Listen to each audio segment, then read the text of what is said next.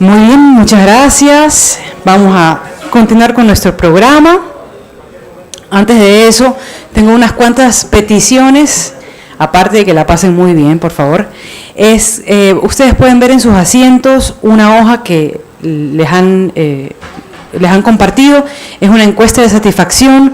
Si por favor nos pueden ayudar hasta el final del evento y se la entregan atrás a los señores que están liderando la tecnología. Por favor nos ayuden con esta encuesta de satisfacción. Luego también recordarles, en varias conversaciones se habla de estos estudios, ¿no? De los estudios que se hizo para transporte y logística, en la parte de energías renovables y la parte de agroindustria. Estos están disponibles para ustedes y si se pueden registrar las personas que no se han registrado para que les llegue toda esta información del programa de EUCA-Trade. También los pueden seguir en sus redes sociales, que es EUCA-Trade, las redes sociales de las cámaras de comercio también, la francesa CC France Panamá, Cámara de Comercio Alemana panameña y la holandesa Holland House también. Estamos aquí presentes también más adelante para cualquier duda que tengan. Nuestro siguiente panel, nuestro siguiente tema, como lo decía al inicio, tiene una alta tendencia. Es trendy, es catchy, es el tema del momento, es el combustible del futuro, el hidrógeno verde.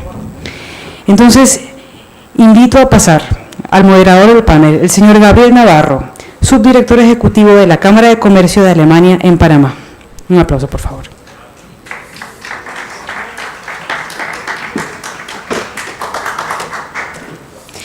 Y los panelistas de este conversatorio, el señor Andrés Guerra, Sales Manager de Centroamérica y Caribe de MAN Energy Solutions. Muchas gracias, señor Guerra, por estar aquí.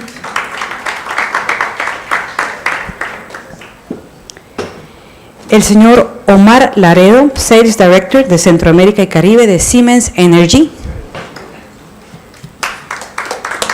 Muchas gracias, señor Laredo.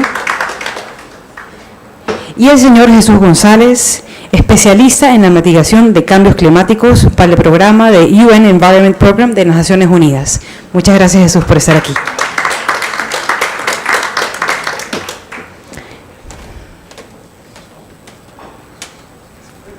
Te cedo la palabra, Gabriel. Muchas gracias. Gracias Denise, gracias a nuestros panelistas, por supuesto. Sabemos que tienen una agenda bien apretada, por eso apreciamos el hecho de que la tarde de hoy compartan con nuestra audiencia su experiencia en hidrógeno verde, ¿ya? Bueno, para empezar me gustaría dar un poco el contexto histórico entre la relación de Alemania y el hidrógeno verde. En 1972, hasta ese momento, la fuente principal en Alemania eran los combustibles fósiles, ¿ya? Entonces, en otoño de 1973, luego de la guerra de Yom Kippur, los países de la OPEP reducen su producción de petróleo, lo que causa una recesión, y esto a su vez produce que en Alemania específicamente el precio del petróleo aumentara en un 70%, ¿ya? Eso obliga obviamente a que el gobierno en ese entonces buscara nuevas fuentes de energía, y me gustaría preguntar al público, hacer un sondeo entre esas energías nuevas que en ese momento se buscaba, ¿cuál era una de ellas? A ver si alguien sabe. En el momento, en ese contexto, nuclear. Así es, la energía nuclear, el gas líquido, y también se propusieron políticas muy estrictas en ahorro energético y de combustible. Por ejemplo, en ese tiempo, los domingos en Alemania no se podía circular en carro, ¿ya? Obviamente que esta tendencia, esta implicación sobre todo de la energía nuclear, causó que la población tuviera mucho temor, creó mucho rechazo, y por ende, en 2020 se define que no se va a utilizar más este tipo de energías, se llega a ese consenso. Luego, en 1999, también impulsado por la concientización ambiental de la población, toma más fuerza esto, y también se hacen implicaciones con el tema de la tasa impositiva para el combustible, para la energía. Cabe destacar que Alemania actualmente todavía tiene la energía más cara de todos los países de la OCDE, ¿sí? Yo estaba hablando esta mañana con un amigo que me dice que su padre ayer le decía, oye, con todo lo que está pasando en Panamá, yo compraba el litro de gasolina en Alemania a 2,25 € el litro, ¿ya? Entonces, Alemania, gracias también, no solo a, bueno, Alemania y Europa en general, al Pacto Verde Europeo, prevé que para el 2050 sea Alemania carbono cero, ¿sí? Y eso se va a lograr a través de la transición de las energías a energías renovables, ¿sí? Y lo que no se pueda electrificar, entonces tiene que utilizar hidrógeno verde. Entonces, precisamente ese es el tema que vamos a sostener hoy. Nuevamente, gracias a nuestros panelistas de lujo. Me gustaría empezar entonces también mencionando el contexto para nosotros en América Latina. Esto está cobrando mucho auge. Hay varios países, está Ecuador, está Brasil, Argentina, que ahorita están incluso generando alianzas para ver no solo cómo pueden producir hidrógeno verde, sino exportarlo a mercados importantes como lo son Asia y Europa. Y en esa línea, entonces, me gustaría dar la palabra a nuestro invitado especial. Él es Jesús, bueno, ya lo presentaron. Él viene de parte de las Naciones Unidas. Él es especialista en la mitigación de cambio climático. Y Jesús, me gustaría entonces que por favor nos aportaras en este punto cómo contribuye el hidrógeno verde en las estrategias de descarbonización en los países de América Latina y el Caribe.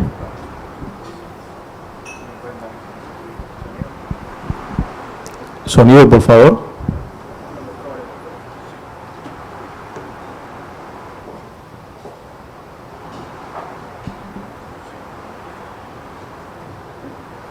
Sí. ¿Ya? ¿Me escuchan? Perfecto. Bueno, muy buenas tardes a todos. Gracias por acompañarnos el día de hoy. Agradezco la invitación por los organizadores. Increíble evento. Increíble que nos reúnan a muchas personas el día de hoy a hablar sobre lo que está ocurriendo hoy en día y cómo podemos nosotros intervenir acerca de esto, ¿no? Así como lo dice nuestro secretario general, el señor Guterres, el 2022 es un año de acción, un año donde debemos implementar todas las actividades asociadas a cómo podemos reducir nuestra huella de carbono. En ese contexto, un servidor pertenece a la Oficina Regional para América Latina y el Caribe de ONU Medio Ambiente. Nosotros estamos enfocados a promover el uso tanto de energías renovables como acciones adicionales para reducir la contaminación en América Latina y el Caribe. Okay, en ese contexto, siguiendo la pregunta y lo que nos está compartiendo Gabriel, les comento que hace 2 días aproximadamente la Agencia Internacional de Energía, IRENA por sus siglas en inglés, presentó las estadísticas regionales e internacionales del uso de las energías renovables, donde desde el 2012 hasta la fecha empezamos con 9.500 megawatts instalados en energías renovables. Hoy en día estamos acerca de los 18.000, ¿ok? ¿Por qué les oriento y les comparto estos datos? Bueno, porque las energías renovables cumplen el insumo más importante para lo que es el hidrógeno verde en la región, ¿ok? Si queremos hablar de hidrógeno, necesitamos hablar primero de una estrategia de energías renovables y de una matriz energética menos descarbonizada, ¿ok? Hoy en día el mercado del hidrógeno está mayormente por combustibles fósiles. En un ejemplo, el gas. El 95% de ese mercado es proveniente del gas. Ya es algo que se viene trabajando desde diferentes años, la producción de hidrógeno, lo que le llamamos hidrógeno gris, ¿ok? El 5% es hidrógeno verde, ¿ok? Entonces la idea es que ocupemos esas energías renovables para producir ese combustible. El combustible que, como lo decía Denise al inicio, es un combustible que es trading topic, ¿sí? Porque es un combustible que se apunta especialmente a descarbonizar las matrices energéticas de los países, en este caso en América Latina, pero sino también a nivel mundial. Ya son 38 los países que están trabajando muy directamente en promover el uso de este combustible, que es el hidrógeno verde. En la región, más adelante les voy a compartir, ya son algunos de los países que ya están trabajando muy fuerte acerca de lo que se viene más adelante y cómo se puede descarbonizar con temas más específicos y no solamente asociados a la logística o también al tema de movilidad sostenible. Recordemos que este es un vector energético. Nosotros creemos desde el Programa de las Naciones Unidas para el Medio Ambiente que el hidrógeno verde puede servir para otros sectores, como lo es el sector industrial, donde se ocupan grandes cantidades de combustible asociado a las máquinas generadoras de vapor. ¿Ok? Ese es un combustible que nos puede servir para generar vapor. Más adelante les voy a compartir cuáles son estas empresas que están trabajando acerca de esto. Muchísimas gracias. Ok, gracias Jesús. Seguramente gran parte de la audiencia, si no todos, conocen a lo que hace el hidrógeno verde.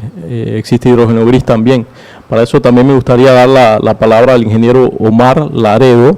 Él es miembro de nuestra cámara alemana, de la empresa, representante de la empresa Siemens Energy, una empresa muy reconocida a nivel mundial en el tema de energía. Señor Laredo, por favor, ilústrenos qué diferencia hace o qué convierte al hidrógeno en hidrógeno verde.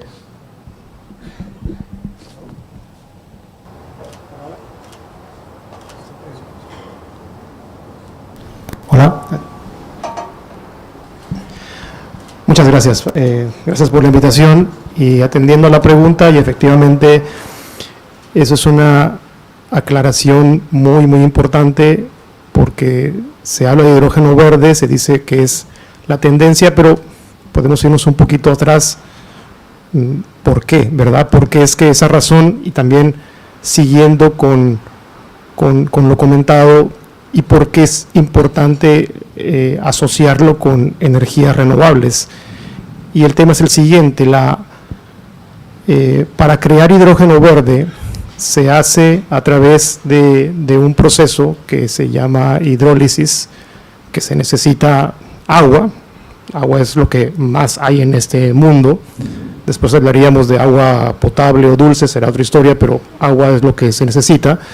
Pero para poder hacer ese proceso de separación molecular del H2O del agua, dejarlo en H2, que es hidrógeno, y oxígeno, el hidrógeno como fuente de combustible, y el oxígeno pues también tiene aplicaciones industriales, pero sí, el oxígeno a nadie le estorba, ¿verdad?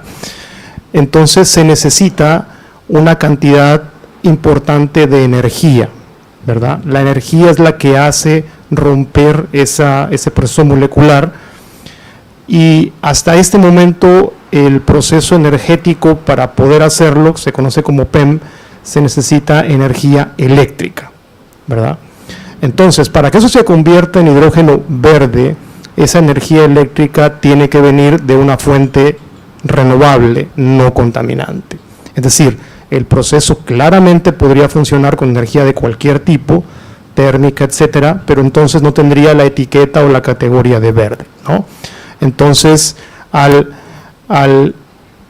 querer hacer ese proceso, ¿qué se necesita? Se necesita agua, cantidades de agua parecieran importantes, pero en realidad no lo son, sobre todo en países como Panamá, que agua existe en abundancia, y pues energía renovable para poder hacer ese proceso. Entonces, ya posteriormente podremos analizar el reto de la cantidad de agua o la cantidad de energía renovable, si existe o no existe, en qué forma, etcétera.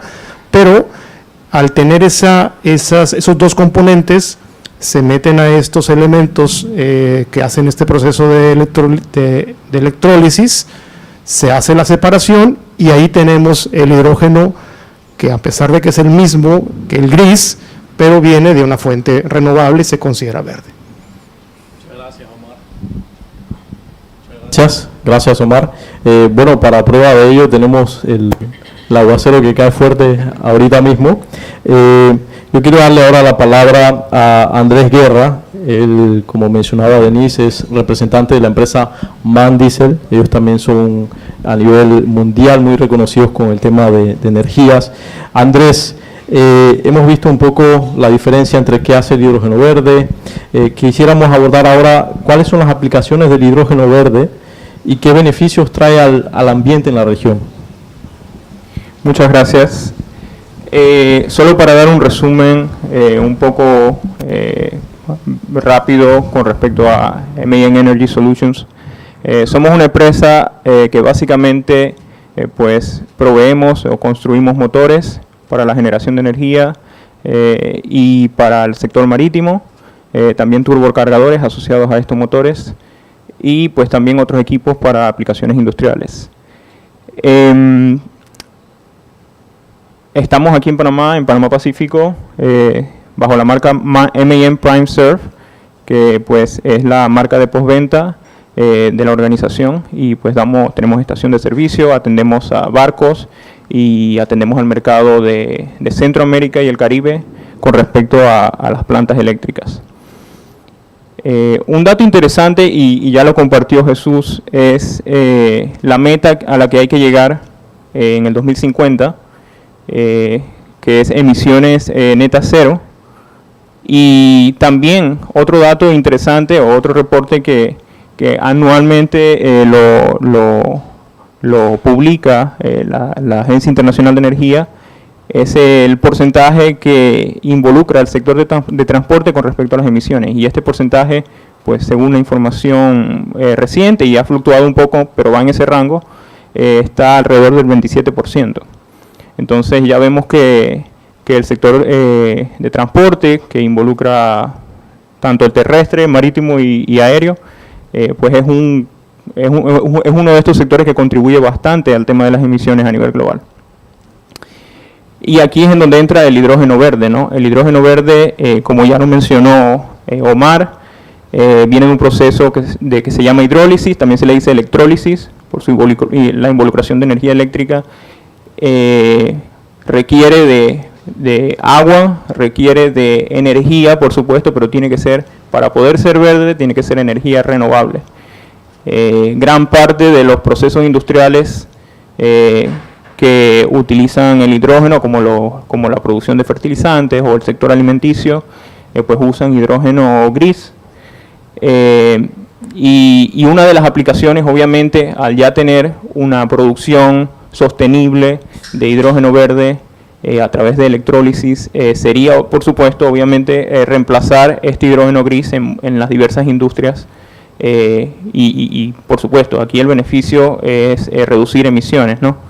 Pero también el hidrógeno verde es como un ingrediente importante en la producción de combustibles sintéticos. Por ejemplo, el gas natural sintético o el metano verde, se le podría decir,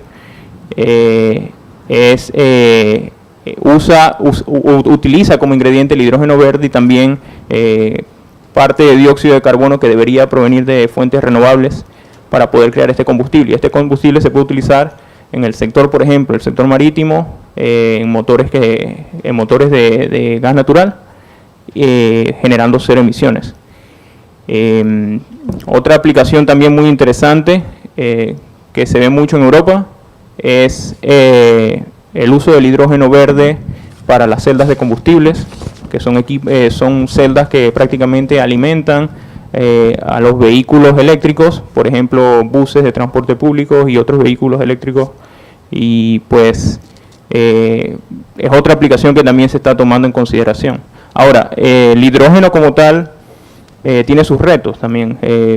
Para poder transportarlo de forma eficiente, él requiere llevarse a su fase líquida, y esto es menos 253 grados centígrados, lo que es temperaturas criogénicas.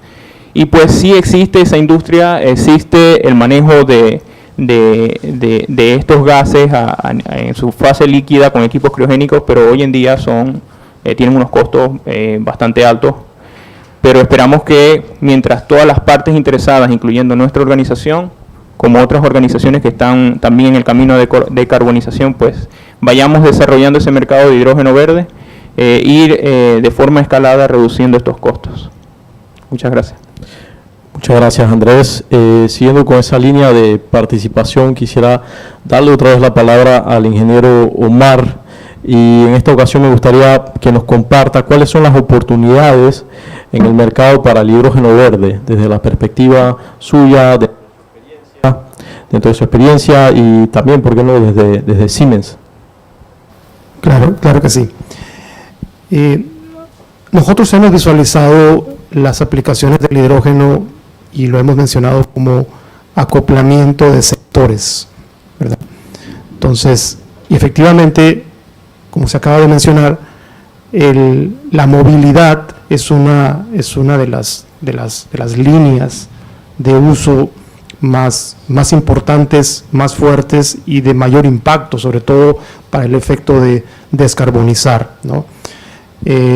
Entonces, con la aplicación directa de celdas de hidrógeno se tienen vehículos eléctricos, pero en vez de tenerlo con celdas de litio, son celdas de hidrógeno, y la ventaja de ellas es que el tiempo de recarga de una celda de hidrógeno en una hidrolinera, ¿no?, si es que se le puede llamar así, están todavía buscando el nombre correcto, es de 5 minutos, ¿verdad?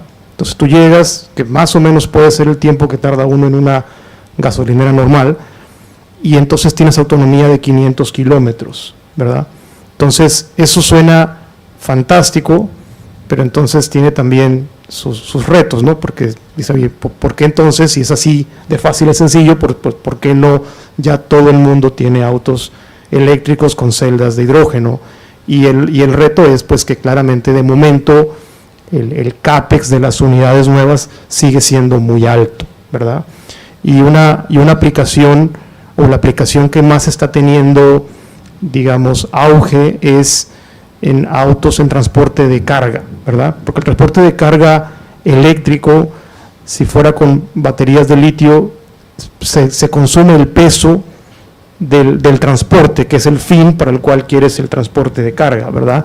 La batería es muy pesada, la de litio, y se consume ese peso. Entonces, en las celdas de hidrógeno no.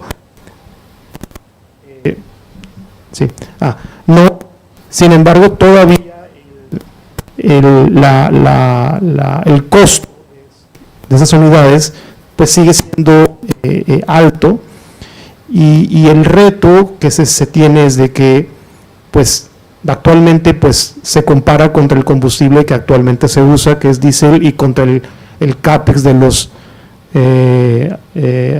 autos eléctricos que actualmente existen, ¿verdad? Pero esa es la parte de movilidad solamente, ¿verdad? Y la nueva parte de movilidad, como se mencionó, no solamente es que la celda tenga que ser incluida en el vehículo, sino se puede usar con el vehículo que actualmente uno tiene, si a través de otro proceso adicional ese hidrógeno puede ayudar a convertir combustibles sintéticos y hace un reemplazo directo de la gasolina, del diésel, de la querosina.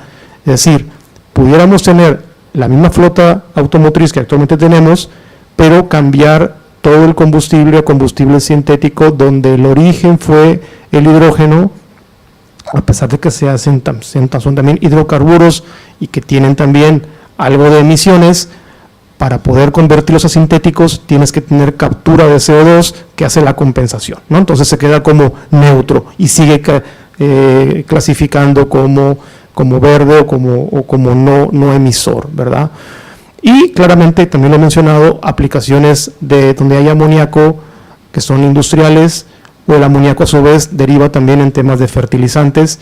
Y por último, ya para no extenderme, y lo dejé a lo último porque es en realidad el que va un poquito más atrasado, pero firme, es la reelectrificación. Significa usar el mismo hidrógeno y quemarlo en turbinas que hoy en día queman combustibles fósiles como el gas natural, que puedan quemar, por ejemplo, hidrógeno, ¿verdad? Esas son las aplicaciones que se visualizan. Excelente, muchas gracias, Omar. Yo incentivo a los participantes que puedan hacerlo, que vayan anotando sus preguntas, porque vamos a dar espacio al final para un intercambio con los panelistas. Ok, ahora voy de nuevo con Andrés. Andrés, tú nos mencionaste sobre las estrategias que existen hoy en día y las grandes oportunidades también que pudimos escuchar de parte del ingeniero Omar. Me gustaría saber ahora que si pudieras compartir con el público qué tecnologías específicamente utiliza la empresa EMAN como organización desarrollando para avanzar en la infraestructura y el uso de hidrógeno verde. Gracias, Gabriel. Primeramente, yo creo que hay que ver toda la economía del hidrógeno verde con toda la cadena de valor completa, ¿no? Nosotros la dividimos en tres partes. La parte de producción, la parte de transporte, que incluye también almacenamiento, incluye infraestructura de suministro, y la parte de aplicaciones y uso, ¿no? M&N está involucrada en todas. En la parte de producción, por ejemplo, somos dueña de una empresa llamada H-Tech Systems, que prácticamente fabrica equipos de electrolizadores PEM, o equipos que producen hidrógeno a través de electrólisis. Y recientemente M&N anunció, hace unos meses atrás, la inyección de 500 millones de euros en capital para esta empresa, y el plan es, a lo largo de los próximos años, transformarla desde una empresa de escala mediana, de productora o fabricante de equipos de electrólisis, a estratégicamente posicionarse en el mercado de hidrógeno verde a futuro, produciendo hidrógeno a larga escala. Entonces es bastante importante en la parte de producción de la cadena de valor lo que M&N está haciendo. Por otro lado está la parte intermedia, que es el transporte. En el transporte ya M&N tiene una división que se llama M&N Cryo, de criogenia, ubicada en Suecia. Ellos desarrollan soluciones que muchas veces son llave en manos, proyectos llave en manos a los clientes, de almacenamiento, distribución y también sistemas de suministro, de reabastecimiento de tanto de hidrógeno como de gas natural, porque pues la parte técnica de estos equipos criogénicos son muy similares, y pues M&N Cryo ya es una división de la organización que se encuentra desarrollando numerosos proyectos con respecto a este tema. Y por el lado de aplicación o uso del hidrógeno verde, pues ya nosotros, como ya les comenté, somos una empresa de motores. Lo interesante de nuestros motores es que por su diseño modular, ellos se le pueden hacer modificaciones que no requieren mucha complejidad. Esto le llamamos nosotros retrofit. Y estas modificaciones, por ejemplo, podemos hacer unos retrofits específicos para bajo qué combustible operan los motores, ¿no? Y, por ejemplo, una de las más populares y la que genera bastante interés en el mercado es el Dual Fuel Retrofit, que prácticamente significa que el motor puede operar con combustible dual, por ejemplo. Hoy en día puede estar operando el combustible con diésel, pero mañana puede operar con gas natural. Entonces, lo interesante de estos retrofits a gas o a combustible dual es que ya estamos dando un paso bastante importante con respecto al uso de los combustibles del futuro, ya sean gases sintéticos, ya sea amoníaco o metanol.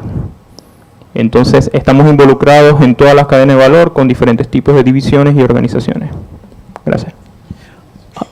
Andrés, ¿existe algún caso de éxito actual de la empresa sobre el uso y aplicación del hidrógeno verde que nos puedas también compartir? Sí, particularmente en Europa, en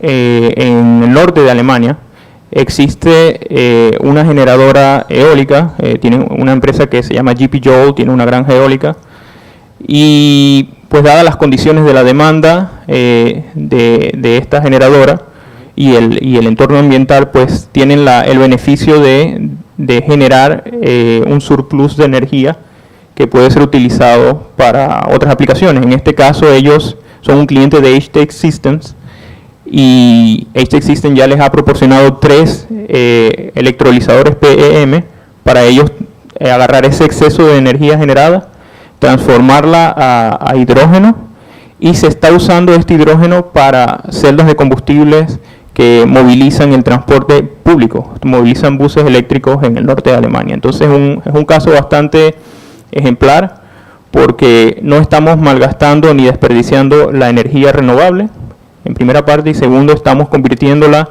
en un recurso que es el hidrógeno, que se puede almacenar para uso futuro, y pues en este caso se está implementando en el sector de transporte público, lo que permite generar cero emisiones en los buses eléctricos. Muchas gracias.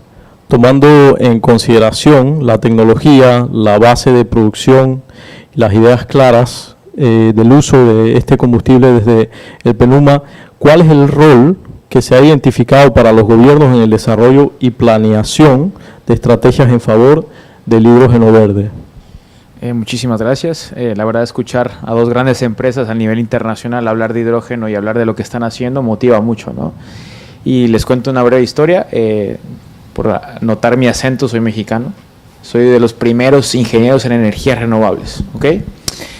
¿Por qué les cuento esto? Bueno, hace escasos años se nombraba que se iba a haber gran derrama económica en el tema de energías renovables y se pronosticaba que iba a haber más de 11,000 nuevos empleos asignados a las energías renovables en México, ¿ok? Hoy en día se tiene pronóstico que existe la probabilidad de que va a haber más de 50,000 nuevos empleos asignados a las energías renovables, específicamente también el hidrógeno verde, ¿ok? Les cuento esto para que la gente que viene, los jóvenes, los líderes del mañana, tengamos ese énfasis a promocionar un mundo más descarbonizado, ¿ok? Tomando eso en consideración y todo lo que estamos trabajando con el PENUMA, a nivel regional, en el 2020, para dar un contexto más genérico, Chile lanzó su primer hoja de ruta asignada al hidrógeno verde, ¿ok? Después de eso surgió un tema de sinergia a nivel regional, donde Chile se apuntó como uno de los principales países en afirmar su compromiso a la descarbonización en la reciente COP que sucedió, ¿no? También otros países decidieron apostar por este tema y hoy en día existen ya más de 5 países con hojas de ruta establecidas, creadas y publicadas, ¿ok? Siendo un caso Colombia, donde ya trabajó su hoja de ruta enfocada a este combustible. También tenemos otros países como Costa Rica, Perú, México, donde ya se están apuntando a qué rol van a surgir en este tema, ¿ok?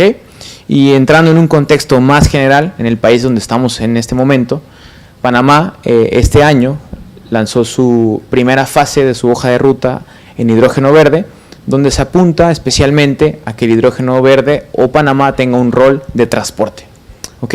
Transporte, producción y algunos otros temas asignados al hidrógeno verde, ¿ok? ¿Y por qué traigo esto en colación?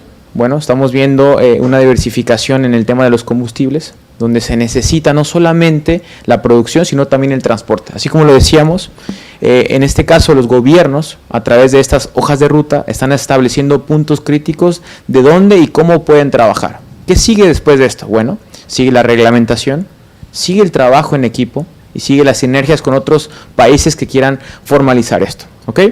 El pasado noviembre del 2021 se hizo una alianza, de hecho se publicó la alianza latinoamericana que se llama H2 Lab, donde se tiene la idea de trabajar en el hidrógeno verde a través de diferentes organizaciones. Somos 7 las organizaciones que estamos trabajando en temas regionales, lo que es la GIZ, la Agencia de Cooperación Alemana, a través de Euroclima Plus. También estamos trabajando con la Agencia de Cooperación Francesa y nosotros como ONU Medio Ambiente. Estamos trabajando en apoyar a los países a formalizar las reglamentaciones. También estamos apoyando a que estos países tengan sus hojas de ruta consolidadas, pero también que se pueda trabajar después en una estrategia de hidrógeno verde, ¿ok? En este momento estamos en la fase de implementación de hojas de ruta. Después seguirá las estrategias de cómo podemos ocupar este combustible y posterior a ello ya podemos trabajar en una reglamentación de cómo se puede utilizar y cómo no se puede utilizar este combustible. Adicional a esto, estamos convencidos que se debe de ocupar de forma eficiente. Como lo decía nuestro compañero de Siemens, debemos de identificar la mejor eficiencia para el tipo de uso de este combustible, ¿ok? Si queremos hablar de electromovilidad, podemos hablar de electromovilidad dependiendo de la eficiencia de los vehículos eléctricos o dependiendo el combustible, ya sea gas natural o hidrógeno verde, ¿ok? Entonces, esa es la idea de cómo podemos trabajar de forma conjunta y ordenada.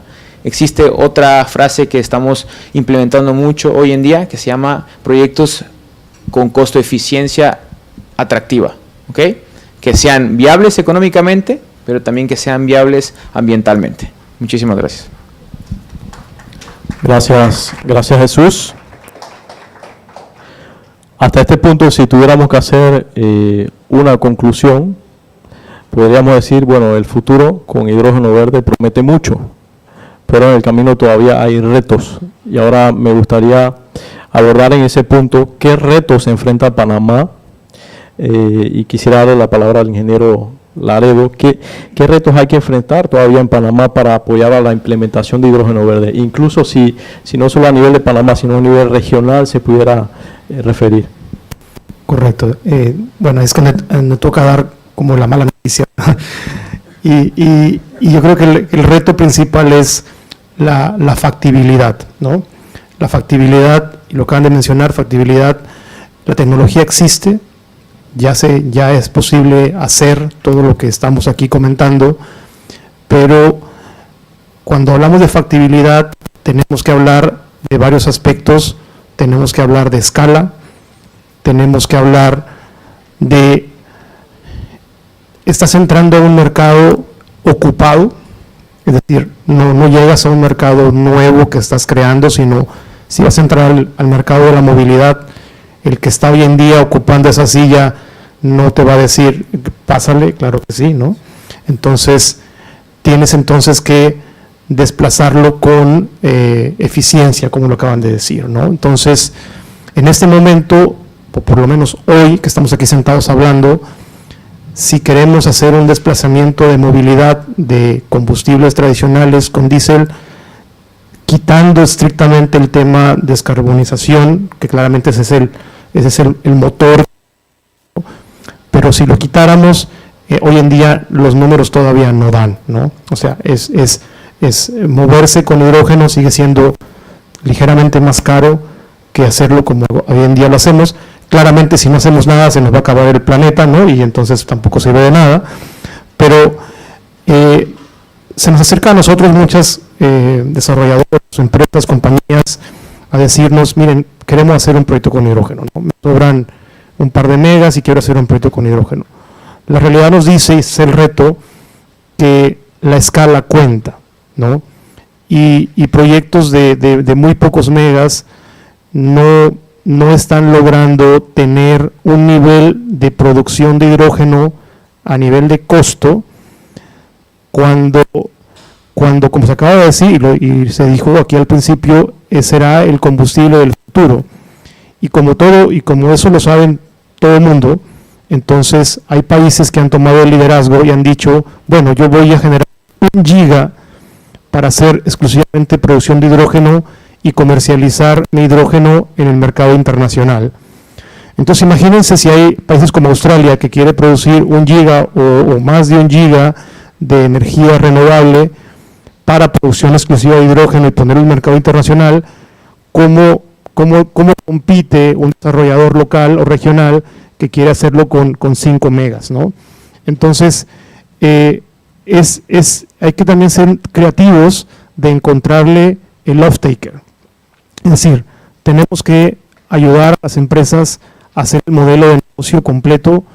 Nosotros tenemos compañías, igual que MAN, que producen hidrógeno, tenemos electrolizadores que lo hacen, pero no nos sirve que me diga cuánto vale un electrolizador, sino al final del día tiene que tener el lugar apropiado, que tenga el agua, que tenga la energía renovable, que es el otro reto que existe en nuestros países.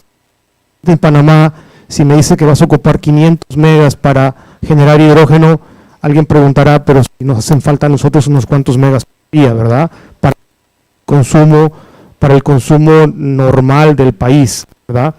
Entonces, este boom de hidrógeno, también, o que las compañías hayamos estado ahora en un proceso acelerado, compañías como la nuestra, MAN y prácticamente todas, muy recientemente han decidido hacer esa apuesta, así como los 500 millones que mencionó MAN. Nuestra empresa también ha invertido una cantidad considerable en ese nuevo departamento, y todo se debe a que viene una tendencia muy grande de que la energía renovable está llegando casi a niveles de cero, ¿verdad? Entonces dijeron, tenemos un excedente de energía renovable, entonces no sabemos qué hacer con ella, no es tanto así, ¿no? Pero tenemos un excedente que podemos utilizarlo ahora en algo muy bueno, que es tener un combustible sin emisiones, ¿verdad? El tema es que ese excedente no está repartido uniformemente por el mundo, ¿verdad? Ese excedente está en algunos sitios que han hecho esas inversiones, y el reto, hablando de retos, es entonces inversiones en energías renovables en estos países. Panamá para mí es un lugar muy bueno para hacer, porque tiene mucha agua, por ejemplo, que es algo que es el insumo principal. El insumo principal para hacer hidrógeno es agua y energía eléctrica, ¿no? Una vez que tengamos esa energía eléctrica renovable digamos en exceso, con producción, con costos competitivos, el resto de las cosas comienza a alinearse para que entonces comience a despegar el gran negocio o la gran visión del hidrógeno verde.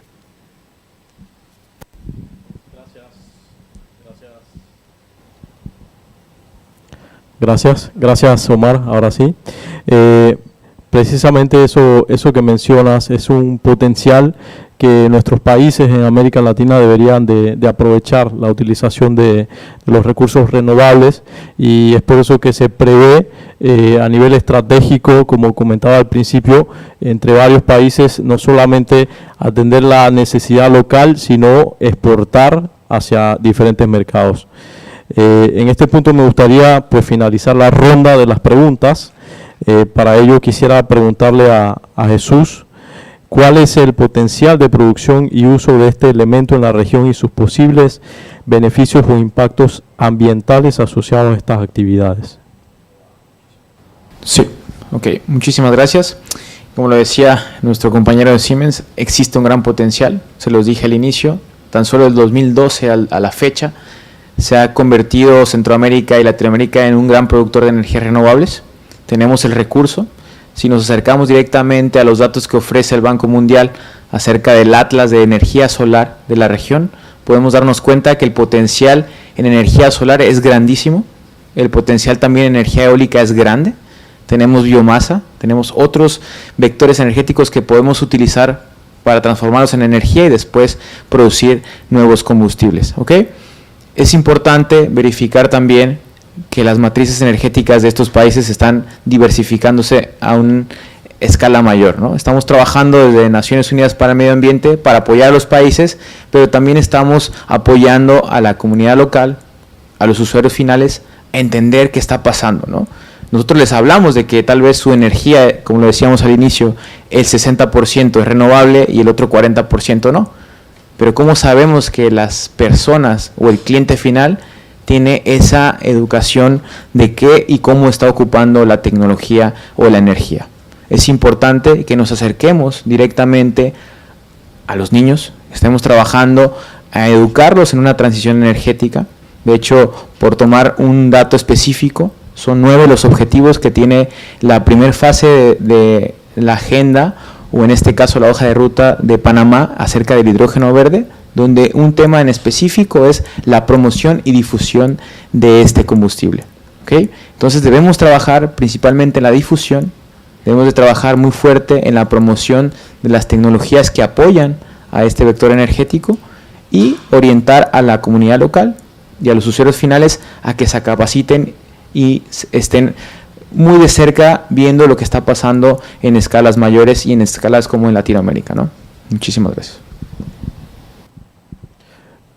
Gracias Jesús. De esta manera culminamos la ronda de preguntas internas y ahora me gustaría preguntar, Denise, si tenemos la posibilidad de hacer preguntas al público o de que el público haga preguntas. Sí. Si me regalan un micrófono para poder. Muchas gracias. ¿Alguien del público que desea hacer una pregunta? Es el momento que vamos a esperar un par de horas. Acá atrás, perdón. Sí.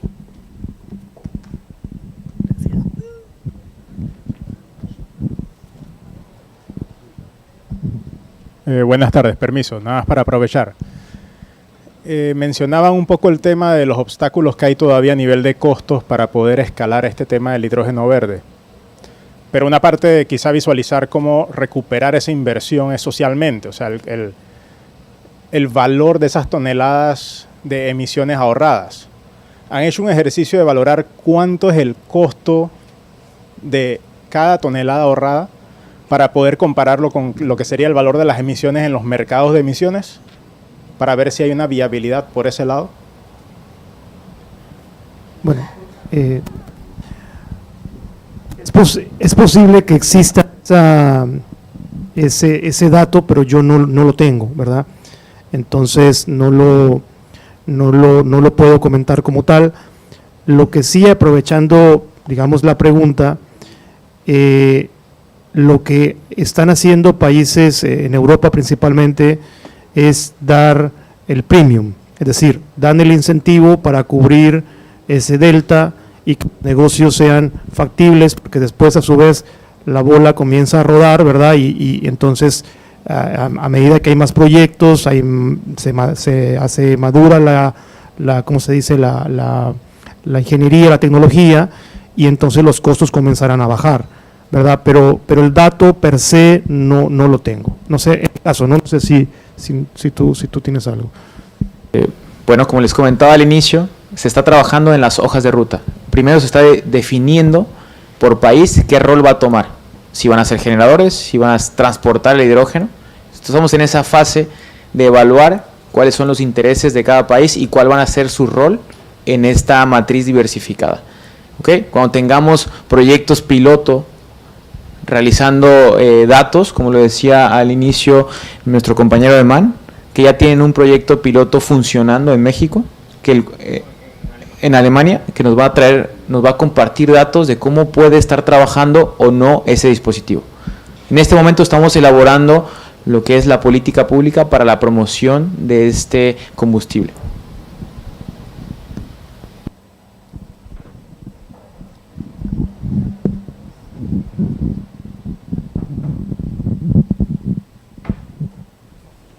Gracias.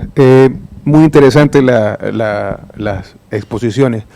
Quería hacer una consulta, ya que Jesús, me parece, había comentado que dentro de las hojas de ruta, los países, por sus condiciones, me imagino, estoy hablando desde la total ignorancia en la materia, definen cuál va a ser su rol. Escuché que Panamá consideraría ser transportador o estar dentro del segmento de transportador, probablemente no únicamente, ya que hay bastante agua, puede ser también generación.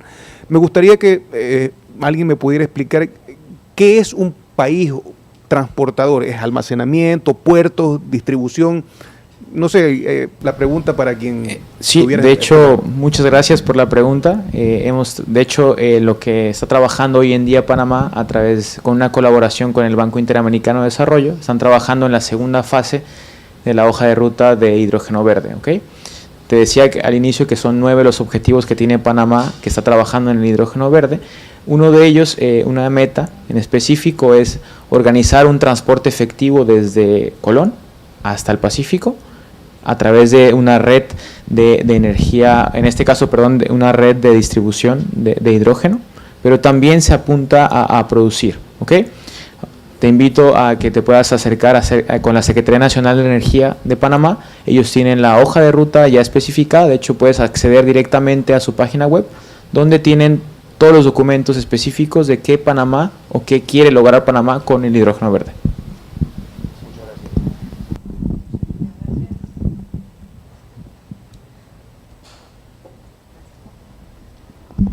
Bueno, muchísimas gracias por esas intervenciones y por esas preguntas. Gabriel, te cedo la última palabra, por favor. Gracias. Estamos aquí. Intercambiando. Bueno, ya me lo habilitaron. Gracias. Yo quisiera cerrar entonces con una breve conclusión de cada uno de ustedes, muy breve, para pues finalizar este panel. Jesús, por favor. De mi parte, los invito a que puedan acercarse a visitar la plataforma H2 Lab, donde tenemos toda la información acerca del hidrógeno verde, lo que están haciendo los países de forma general y específica, para que no anden buscando directamente la información en cada uno de los países, sino a través de esa alianza puedan capacitarse. De hecho, tenemos capacitaciones gratuitas para que puedan acercarse y ver qué pueden hacer con el hidrógeno, cómo pueden participar ustedes como comunidad social, como comunidad libre, o también cómo participar con empresas y sinergias. ¿Okay? Muchísimas gracias. Gracias.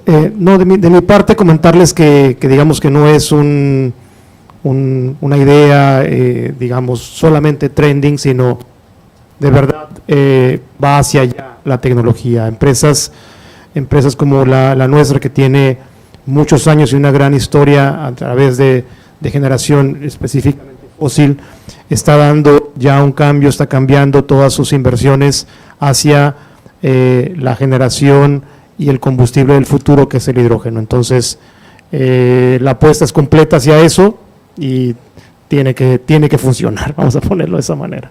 Gracias. De mi parte, agregando lo que Omar comenta, y en verdad alegra que varias empresas se estén involucrando, y es como mencioné, ¿no? Hay una cadena de valor que tiene diferentes partes, diferentes áreas para poder usar, para poder producir y transportar este elemento.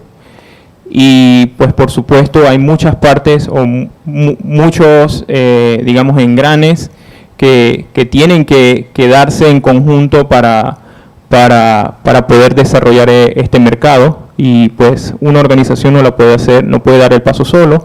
Es bueno que muchas organizaciones en conjunto estemos desarrollando este mercado de hidrógeno verde y así poder hacerlo más competitivo, más eficiente y pues por supuesto reducir emisiones a nivel global. Gracias.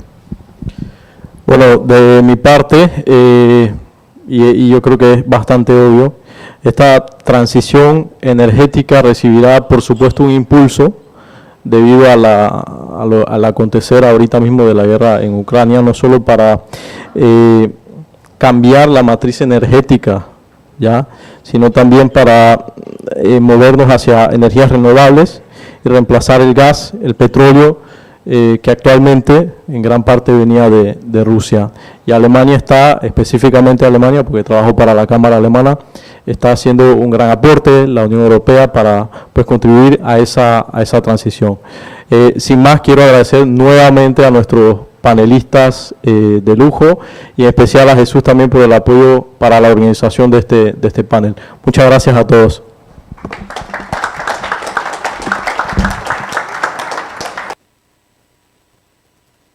Gracias, muchas gracias una vez más.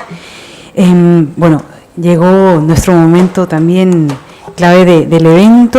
Vamos a finalizar con un siguiente bloque temático muy interesante. Se ha hablado mucho de la digitalización.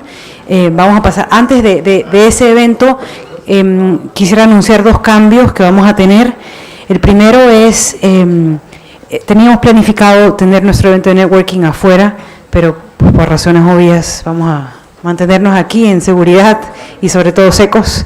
Entonces vamos a dar unos minutos al capitán César para que pueda hacer sus cambios, mientras le damos también a los siguientes panelistas para que se preparen.